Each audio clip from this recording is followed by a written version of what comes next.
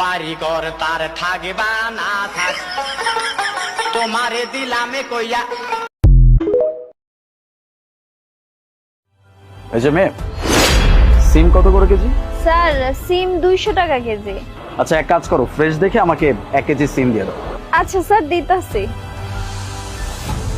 এই তোর বাপে কই? গতকাল এলাম দোকানে, তোর বাপে পাইলাম না, তোরে দেখলাম। আজকে আসে তাই দেখতেছি। কি তোর বাপকে ভুলে গেছে যে আমারে টাকা দিতে হবে, নাকি এটা ধরে লইছে যে আমরা টাকা না দিয়ে এখানে ব্যবসা করবে? কোনটা? ভাইজান আমার বাপের শরীরটা মেলা খারাপ, আব্বা বাসায় একটু ঘুমাইতে স্যার, এই লেগে 2 দিন ধরে দোকানেও আইতে পারে না, আমি দোকানটা একটু টুকটাক চালাই।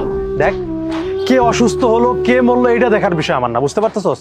আমি দোকান দেওয়ার সময় বলছিলাম যে প্রত্যেক দিনের টাকা আমার প্রত্যেক দিন দিতে হবে, কিন্তু তোর বাপ এটা না শুনে আমার টাকা না দিয়ে ঘুরে ঘুরে বেড়াতেছে, তাই না? আমারে ভুলভাল বুঝাইতেছস। শোন,